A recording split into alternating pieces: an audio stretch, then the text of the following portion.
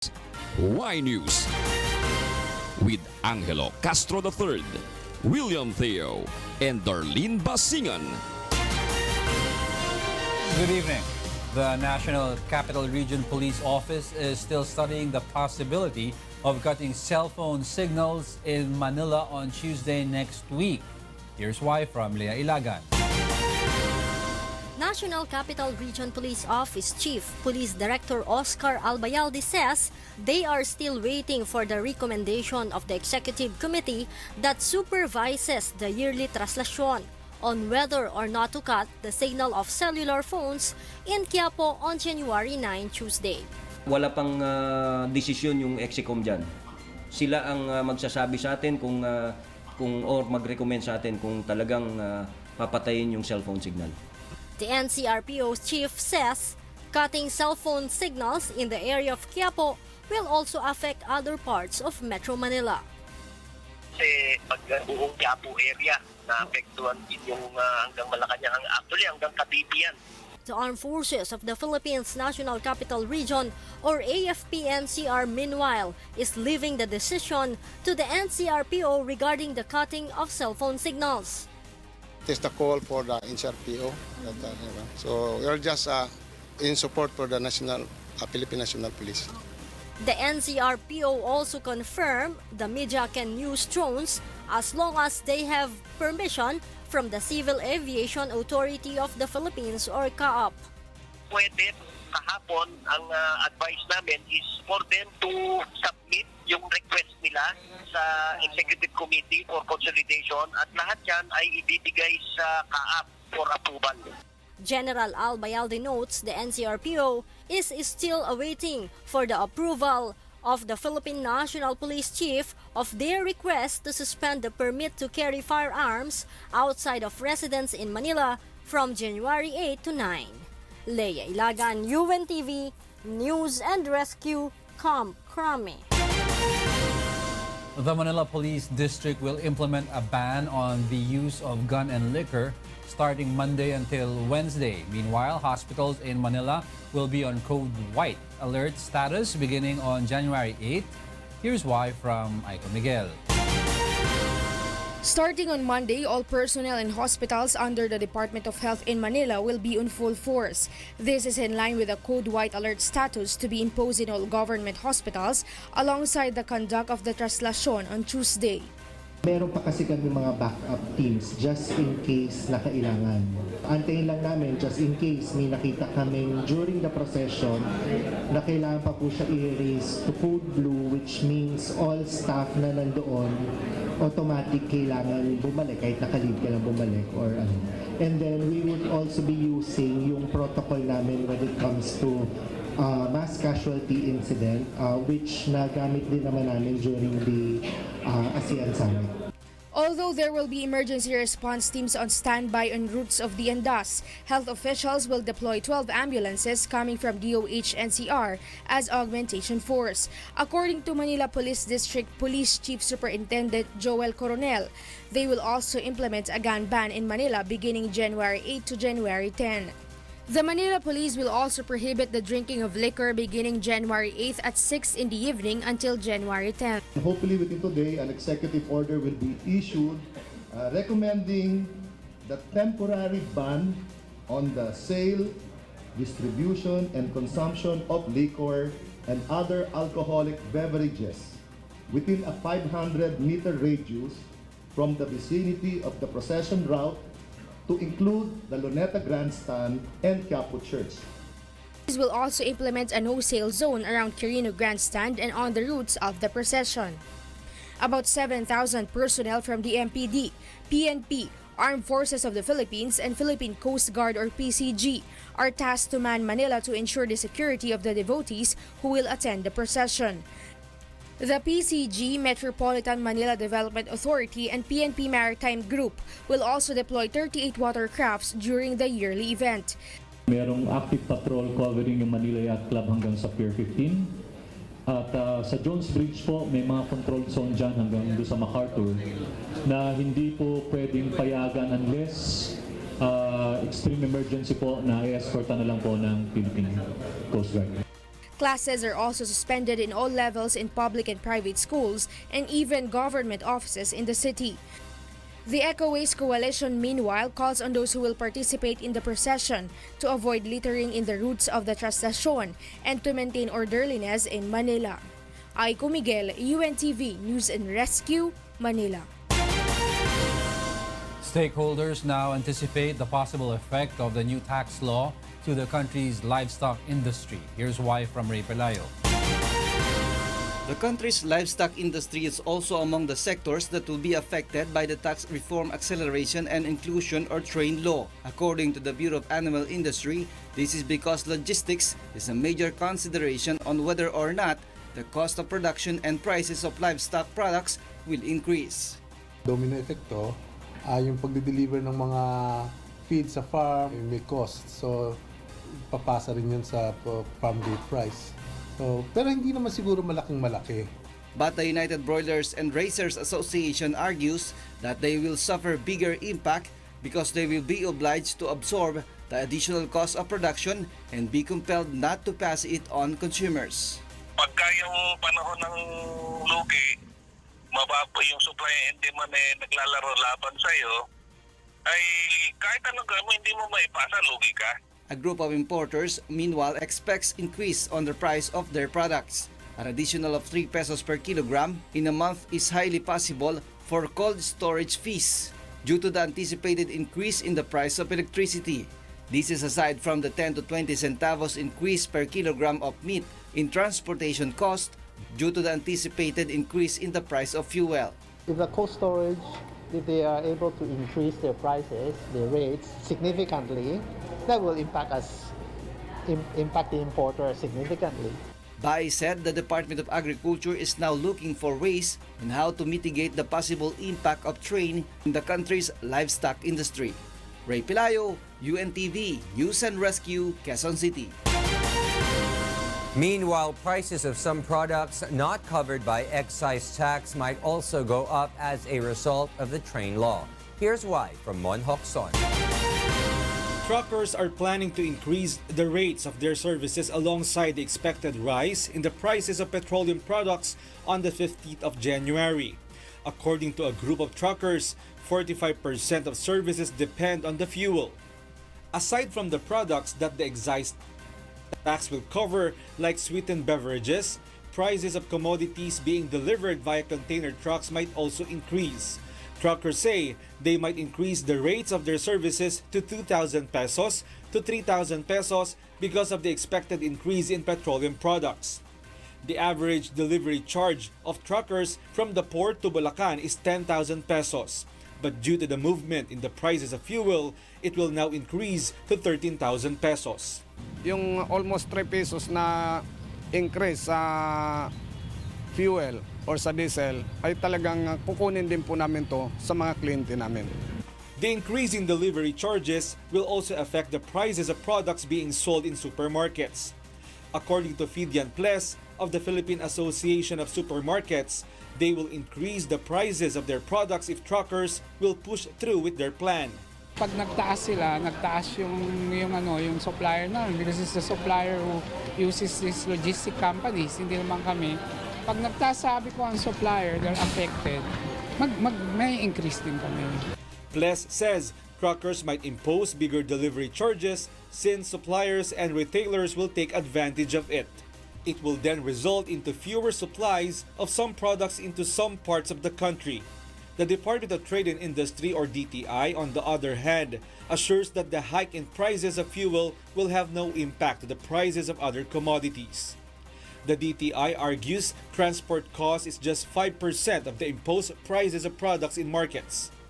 Kaya yung mga panakot na nangyayari sana maiwasan yon dahil hindi dapat tumaas yan ng 5 piso.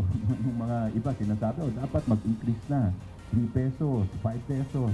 The DTI also allays the fears of consumers, noting they will strictly monitor movements in prices of commodities. Earlier, the agency conducted an inspection at some supermarkets in Makati to ensure that no one will take unfair advantage of the situation. Anyone may report unfair increase in prices of products to the DTI hotline number 751-3330. Mon Hocson, UNTV News and Rescue, Makati City. Following petition for fare hike from other transport groups, city bus operators will also file a similar request from the Land Transportation Franchising and Regulatory Board. Here's why from Joanne Nano. Aside from Transport Network vehicle firm Grab Philippines, jeepney drivers and Association of Taxi Operators, city bus operators are also planning to file a petition for a fare hike. Juliet De Jesus, the managing director of Samahang Transport Operator ng Pilipinas, says they are now studying and computing the additional fare they will petition before the Land Transportation Franchising and Regulatory Board or LTFRB. The city bus operators argue that aside from the expected 2 pesos and 80 centavos increase in the prices of crude oil beginning on January 16, they will also have to prepare for more expenses due to the modernization the government will implement for public utility buses. This includes the installation of CCTV cameras, Wi-Fi connection, global positioning system, speed limiter, and the replacement of their engines with Euro 4 engine. Meron kami mga standing obligation sa supplier, sa fuel, sa aming mga buses na brand new. Talagang it will affect the operator. We need to survive also. It was in 2011 when the LTFRB last implemented an additional of 1 peso fare increase for city buses. The minimum fare for ordinary buses is currently at 10 pesos, while the minimum fare for air-conditioned ones is 12 pesos. Even provincial bus operators are also planning to appeal for a fare increase due to the tax reform law. Meanwhile, LTFRB board member Attorney Eileen Lizada explains the agency has to study first the fare increase petition of the transport groups to determine if the requested fare hikes are reasonable. If there is an increase, a petition filed for fare increase by Pintoa or any transport group for that matter, they need to justify why the board should grant a fare increase and what services will be delivered. City buses operators are expected to submit to the LTFRB their petition any day within the month. Joanne Nano, UNTV News and Rescue, Quezon City. In other news, Malacanang is set to hold information campaign on the tax reform acceleration and inclusion or TRAIN law. Here's why from Grace Cassin. President Rodrigo Duterte wants the public to understand everything about the provisions and the purpose of the tax reform for acceleration and inclusion or TRAIN law. This following a series of increases in prices of goods and services in the country. In line with this, the government will conduct an intensified information dissemination about TRAIN. I also know that PCOO is working double time to embark on a dissemination campaign on the salient features of the TRAIN, and likewise the DTI will not hesitate to prosecute individuals who will take advantage of price hikes invoking TRAIN as a legal basis. Roque also assures that the government agencies like the Department of Trade and Industry will not allow businessmen to exploit the system for their own gains. Ang excise tax naman po ay pinapataw hindi dun sa old inventory kundi sa mga bagong inventory. No? So walang dahilan para tumaas ang presyo on day one of the effectivity of the law. No? Meanwhile, the government will improve the cash transfer fund in order to ease the burden of poor families.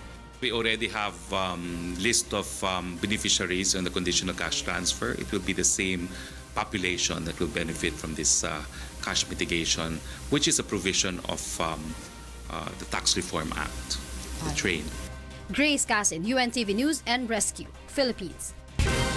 The Department of Education issues new guidelines on off-campus activities, including field trips. Leslie Longbowen will tell us why. The Department of Education lifted a moratorium on off-campus activities such as field trips. The moratorium was issued in March 2017, following the accident involving students of Bestling College of the Philippines who were on their way for a camping activity. 15 people were dead after the bus crashed into an electric post in Tanay Rizal. For this reason, DepEd issued new guidelines including safety measures. Yung kondisyon ng driver, yung kanyang medical condition, yung kanyang kahusayan, pati po yan na maging ligtas ang mga bata pag may school field trips. Umali adds the new guidelines indicated in Department Order No. 66 Series of 2017 are aligned with the educational competencies of the K-12 curriculum. He also says joining field trips should be voluntary and not mandatory. DepEd clarifies it recognizes the importance of educational tours, but school officials should be cautious, especially on the safety of the students. It adds anyone proven a violation will face punishment. They may be liable administratively from reprimand, ang penalty, up to suspension or dismissal from service. Depende sa bigat ng kanilang pagkakasala. So pwede silang kasuhan. Commission on Higher Education also issued moratorium on field trips in state universities and colleges after the incident, but lifted it in August 2017. Leslie Longbowen, UNTV News and Rescue, Pasig City. Next on Y News. Malacanang issues guidelines on foreign travels of government officials. President Rodrigo Duterte dismisses MARINA Administrator Marcial Amaro because of excessive foreign trips. And over 40 distressed overseas Filipino workers from the United Arab Emirates are set to arrive home tomorrow. Y News will be right back.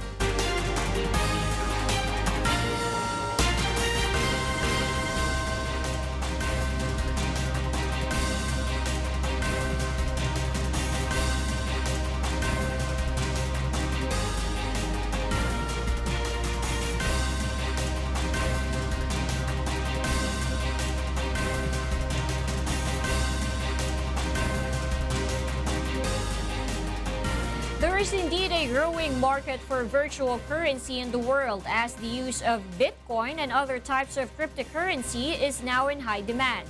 Here's why from Rodrigo Mendoza. It was 8 years ago when Bitcoin was invented by an individual or group who went by the name of Satoshi Nakamoto. It was the first type of digital currency and only one of the so-called cryptocurrencies or virtual currencies in the world. It has no actual bill or coins and no country owns it. Unlike the peso, for example, that is owned by the Philippines and is under the supervision of the Bangko Sentral ng Pilipinas.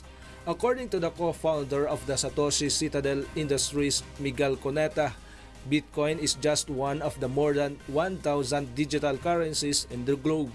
His company has been pushing for the use of Bitcoin technology in the country. Coneta says it might not be that important for the public to understand how the Bitcoin works. He explains what's more important is for the public to benefit from the technology it brings. The so-called digital wallet is among those that use such technology. Examples of these are the applications Bitbit and Coins.ph. Money can be loaded into it that can be used for the purchase or payment of bills, such that its users no longer need to go out of their homes. Since the transactions are done online, it is easier and faster with lesser service charges. Na pupunta ka sa bangko, pipila ka, or pipila ka magbayad ng kuryente, pwede mo nang gawin habang nanonood ka ng TV sa bahay. Users of digital wallets can now receive or send money using only computers or cell phones. According to Coneta, it is a big help especially for OFWs who regularly make remittances. So namin, one day, yung mga tao, magre-remit yung mga OFW natin or magpapadala ng pera sa probinsya yung mga nagtatrabaho sa Maynila, ganon. Parang send na lang sila ng message. Tapos marireceive agad. So wala malaking bawas. Coneta says this is just the beginning and many will soon use the technology created by Bitcoin, especially since the world is now going into digital transactions where people no longer need cash. So marami mga applications na we think within the next decade lalabas and malaking bagay makakatulong talaga. Lalo na sa Pilipinas na ang lalayo ng mga tao kailangan nila pumunta sa bangko, babiyahe sila ng matagal, lalo na yung mga nakatira sa mga probinsya, sa mga islands. Yung bangko, lagay na lang natin dun sa smartphone nila. However, there are still disadvantages in using Bitcoin technology. For one, it is not yet perfect, which is only normal for a still growing technology. Lahat ng mga bagong technology,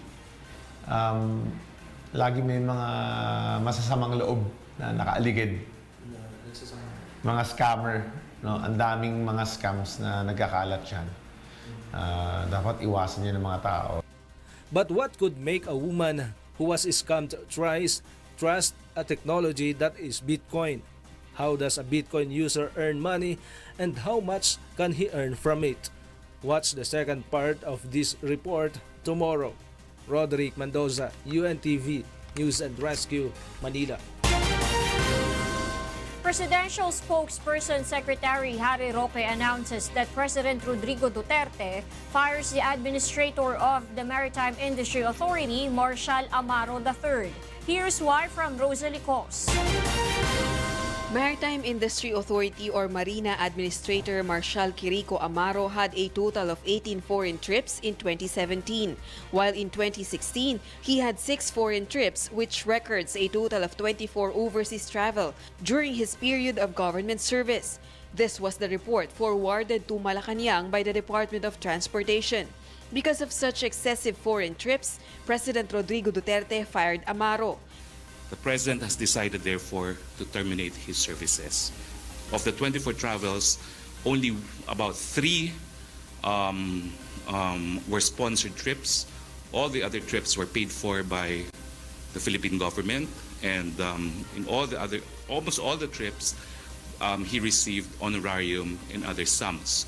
Malacanang has again reminded government officials and personnel that even if trips are official, everyone should comply with the basic requirements of the government. The travel should be only for officials from the Department of Foreign Affairs, and that any foreign travel must conform with the guidelines. Related to the agency's mandate, must not be too costly, and must have significant benefits to the country. Meanwhile, though Malacanang claimed that a complaint against Amaro was filed by the Alliance of Marina Employees, the association claimed otherwise. According to the letter of the group, there is no truth in the report that they sent a complaint letter against the Marina administrator to the office of the President. Amaro is the latest official sacked by President Duterte because of questionable foreign trips after President Duterte fired anti-poverty chief Terry Ridon. Aside from this, Malacanang will also be announcing the dismissal of several police officials because of irregularities, preferably within the month. Rosalie Cos, UNTV News and Rescue, Malacanang. Government officials and employees will now have to follow certain guidelines when traveling abroad. Rosalie Cos is back to tell us why.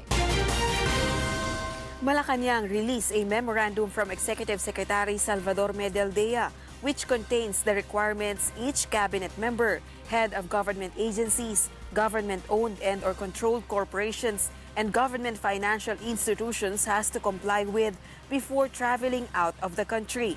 Based on the newly released guidelines, an official or any representative of the government can travel abroad if the said trip is in line with his or her mandate, is not too expensive, and would benefit the country. Government officials and personnel are not allowed to travel abroad if the said trip is for their personal gain, or if it has no authorization from the Office of the Executive Secretary, if they have not submitted a leave form, or if their trip will affect the operation of their office. The head of every government agency, meanwhile, is obliged to submit reports about the travels made by their officials or employees, the expenses paid for it, its duration, and the trip's objectives to the President every quarter of the year. This will also be the same reporting the Department of the Interior and local government should do about the foreign trips of local government officials. In terms of international conferences and conventions abroad, the head of the agency should submit first the report and recommendations regarding the matter within 30 days. Those who will not comply with the guidelines will face administrative actions. Meanwhile, President Rodrigo Duterte has scheduled trips abroad this year.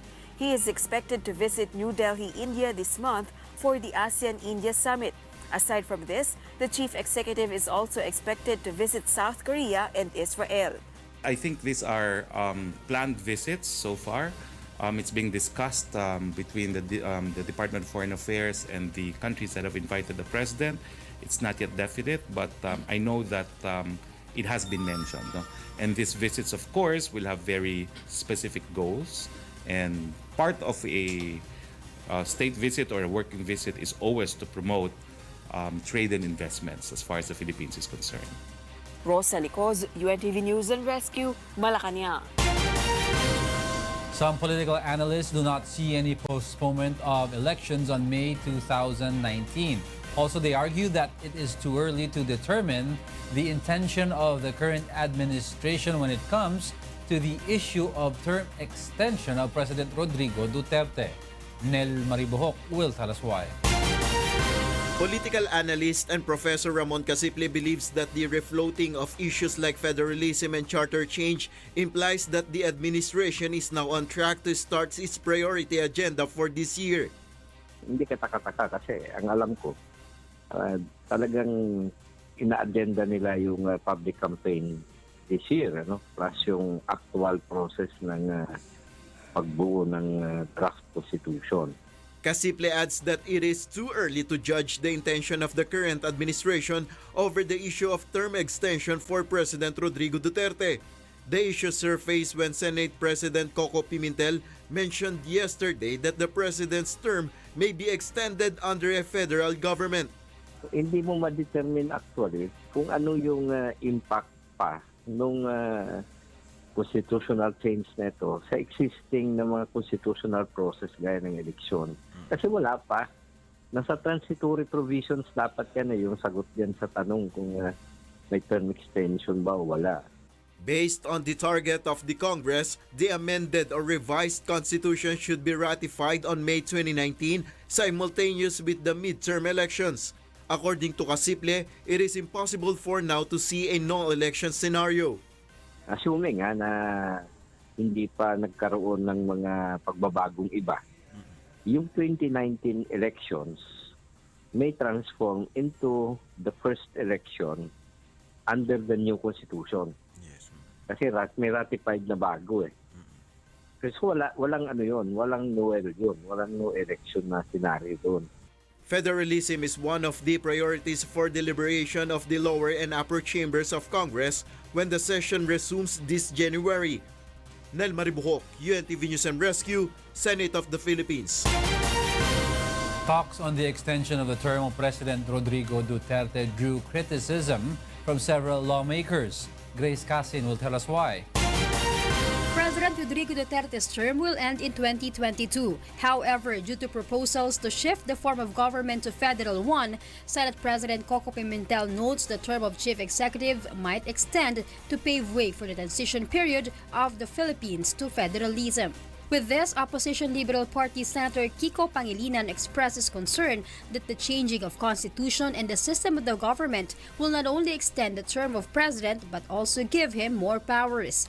The senator notes one of these powers might be the creation of laws that would no longer need the approval of Congress. According to Albay Representative Edsa Lagman, the president can manipulate the decision of the Constituent Assembly to implement the changes he wants in the Constitution. Lagman explains this is because of the existing administration-allied supermajority in Congress. On the other hand, Malacanang strongly denies the allegations of term extension of the chief executive. Inuulit ko po, walang pagnanais si Presidente na pahabain pa ang kanyang termino. Gusto nga niya pong paikliin pa kung po pwede. Meanwhile, House Speaker Pantalon Alvarez clarifies the issue on the alleged possibility of no election scenario. Alvarez says it might happen in the 2019 senatorial polls and not in the 2022 presidential elections. He explains should the charter change pushes through that pave way for the shifting of the state to federalism, the structure of the government will change. The House Speaker says it might affect the senators whose term will end in 2025, noting it is practical to not hold an election in 2019, so all senators will simultaneously end their terms in 2022. Alvarez adds that election for local positions and lawmakers in the House of Representatives might push through in 2019. Grace Casin, UNTV News and Rescue, Quezon City.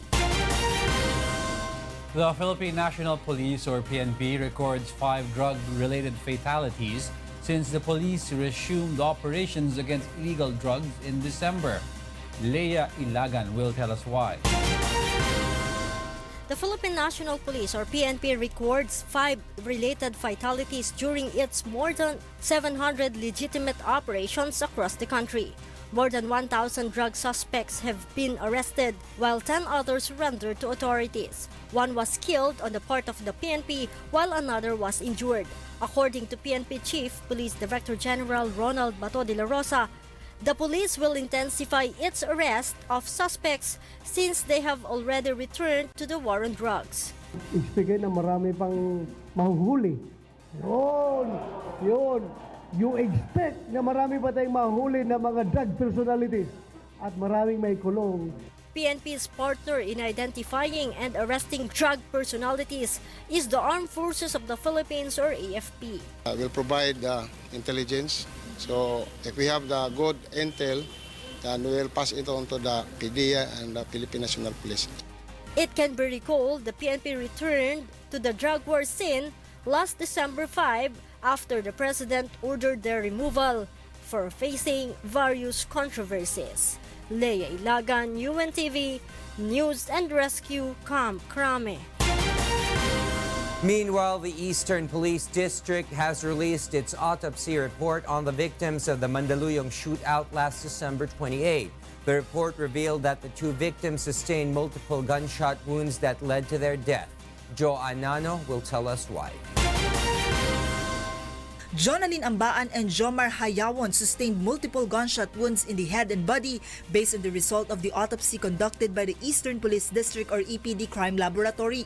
EPD Crime Laboratory Police Superintendent Isidro Carino says Jonalyn was shot at a close range on her left cheek that penetrated to her right cheek. Sa autopsy report po, ang cause of death dun sa babae po, dun kay Jomar Hayawon is multiple gunshot wounds po sa ulo, sa trunks, and other extremities, other parts ng katawan po. Tapos yung kay Jonalyn Ambaan, it's also multiple gunshot wounds sa head, sa trunk, and other extremities po. Police Superintendent Carino, however, adds they still await the results of the ballistics exam on the guns of the cops involved in the incident to determine who shot Jonalyn. Continuous pa po yung aming investigasyon. Wala pa po yung ballistic examination, wala pa po yung trajectory of bullets. Meron lang po kami yung paraffin test result at yung pong autopsy result ng dalawang namatay. Special Investigation Task Group Chief Police Superintendent Florendo Kibuyan meanwhile says the policemen involved in the incident do not have criminal intent. Thus, they will face charges for homicide. 9 of the policemen are detained in Mandaluyong Police Station, while their team leader, Police Senior Inspector Maria Cristina Vasquez, is under restrictive custody. We are doing everything na ipinapakita po namin na wala pong whitewash nangyari. We are giving you updates para naman patunayan po namin na talagang walang whitewash. General BI adds they have identified the whereabouts of Barangay Watchman Gilbert Gulpo, another suspect in the incident. In line with this, policemen as well as Barangay Watchmen in Mandaluyong City will undergo seminars to prevent the recurrence of the incident. Joanano, UNTV News and Rescue, Philippines. The Bureau of Internal Revenue or BIR sues a businessman and a customs broker who were both tagged in the 6.4 billion peso Shabu smuggling case. Roderick Mendoza will tell us why. The Bureau of Internal Revenue today filed tax evasion complaints against businessman Kenneth Dong and customs broker Mark Taguba. This was prompted by the Senate investigation of the 6.4 billion peso worth of shabu smuggled from China. BIR Commissioner Cesar Dulay says Dong did not declare his income in 2013 and 2016 but contributed 3 million pesos each for the campaign of 2 senators. BIR also found out that he was able to acquire vehicles and a townhouse unit in Parañaque City worth over 11 million pesos in total. Dong's total tax liabilities is estimated at 11 million pesos. The BIR is also running after Mark Taguba for over 850 million pesos in taxes. Dulay says Taguba himself admitted during the Senate inquiry that he was being paid 170,000 pesos for every container van he was able to process. Taguba described himself as a businessman engaged in the trucking business and in the financing of various ancillary ventures such as logistics, brokerage, and agricultural production. Our investigation and the Senate investigation showed that Taguba was actually a quote-unquote player or quote-unquote fixer in the Bureau of Customs. Based on the records of the Customs Bureau, his clients brought in over 7,400 container vans in 2016. In that year alone, Taguba supposedly earned 1.2 billion pesos. Also, his trucking business is not registered with the BIR and he has not declared any income from 2009 to 2016. The tax agency is also gathering evidence against other persons linked to the smuggling of the shabu shipment. We are also in the process of developing the case because they are not as clear as the statements made during the Senate investigation. UNTV News is still trying to reach Dong and Taguba for comment. Rodrigo Mendoza, UNTV News and Rescue, Manila. Applications for business permits in Butuan City has now been made faster. Here's why from Abby Santa Ines. The city government of Butuan launches yesterday a so-called business one-stop shop or BOSS for businessmen in the city. The BOSS aims to make faster the processing of applying for business permit from various government agencies. Gimhimo na sa previously pero analantay gyud ang himo nga enhancement kaya para mas mapadali no kay sa pagkakaroon tulo na lang sa mga renewal tulo na lang kabuk requirements ang atong gipaniguro nga naagyod ay pagpa-process sa ilang mga permit. At the lobby of the City Hall are tables with representatives from Bureau of Fire Protection, Department of Trade and Industry, and Social Security System, among others. One of the applicants is Arlinia Kek, who is renewing her business permit. Arlene notes there is a small glitch in the process, but despite this, it is still a big help for them. Parehas lang, depende sa volume ng tao. Pag ang volume ng tao konti lang, mas mabilis yung yung processing, pero pag ganito kadami, medyo matagal-tagal siguro dahil na rin sa sa dami ng applications sa renewal. Paspas, murag tanan naman ni involved sa una, dagan man maikyas, murag tanan naman ni involved ron. Ug bandi man magbayad, maglikay-likay man sa ilang tindahan. Karon tanan murag tanan ni involved. Paspas ang flow. For faster processing, applicants are advised to bring their complete requirements. The BOSS is open from 8 in the morning to 8 in the evening since yesterday until January 19, while it is open until 12 midnight on the 20th of January, Saturday, and will resume to its normal operating hours on the 21st to the 31st of this month. Abby Santa Ines, UNTV News and Rescue, Philippines. In other news, distressed overseas Filipino workers or OFWs are set to arrive in the Philippines tomorrow from Abu Dhabi in the United Arab Emirates or UAE. Many of them were victims of illegal recruitment. They were promised decent jobs in Abu Dhabi, but upon arrival, they were told to work as domestic helpers. The Philippine Embassy in Abu Dhabi paid for the transport expenses of the OFWs.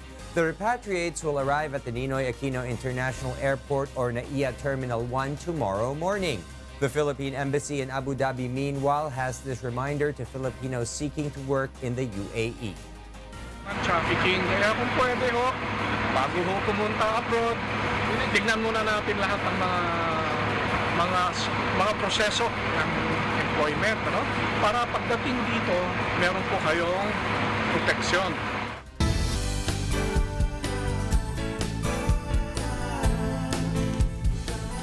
UNTV volunteers and members Church of God International gave gifts to 5 families in Pampanga. Here's why from Robbie De Guzman. Sherilyn Umayam of Cancinala, Pampanga was left by her husband for another woman. Sherilyn is doing various kinds of job like laundry, house cleaning, and selling of various products to support her 4 children. Lolita is a street sweeper in the town of Sulipan. She sometimes picks materials from garbages for extra earnings. She is trying to properly budget her 250 peso daily income for her sick husband and 3 children. Rodolfo Salazar climbs the mountain in Bataan to collect bamboos and sells it for 200 pesos to 300 pesos. Like Geraldine and Lolita, Rodolfo is trying to budget his measly income for his wife and 7 children. They have different situations in life battles, but they have one wish, that is, to remove their families out of poverty. And as another year begins, with the aim to help poor Filipinos, the members Church of God International or MCGI and UNTV gave gifts to Cherilyn, Lolita, and Rodolfo. The 3 received grocery packs they can use for a long period. Malaking bagay po sa akin to kasi kahit papaano po pandagdag din po sa kasi medyo hirap po ako eh. Halos wala po akong pahinga sa pagtatrabaho. Ako po ay nagpapasalamat sa inyo sa dinlahin nyo kami sa kanyang kabuhayan sa ganyan. At sa tumutulong sa amin, maraming salamat at sa Panginoon. Wala na bang ibang dahilan kundi yung natutunan ng ating aral mula sa Diyos na tinuturo sa atin ng ating mga mangaral ng kapatid ni Erit, ang kapatid ni Daniel, na ang bayan ng Diyos masikap sa mabubuting paggawa. Aside from them, Lola Milagros and others also received gifts from UNTV and MCGI. Lola Milagros is taking care of her husband, who is a stroke patient, while Virgie, who sells meals and sometimes does laundry, also received gift. She's just trying to bear the exhaustion and lack of sleep for her 7 children. Masayang-masaya po sa binigay po nila sa akin. The MCGI and UNTV are ready to provide help to anyone, regardless of their race or religion. Robbie de Guzman for Serbisyong Kasangbahay. Coming up on Y News. Governors of Florida, Georgia, Virginia, and North Carolina declared states of emergency over record-breaking cold spell. A wishful from Bulacan leads the power viewing in the semi-final round this week of Wish 1075's Wishcovery. And overweight hedgehogs go on strict diet and exercise routine in Israeli wildlife hospital. More from Y News after this break.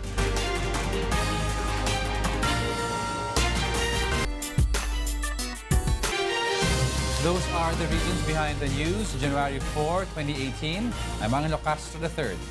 Reasons we deliver to you as they unfold. I am William Theo.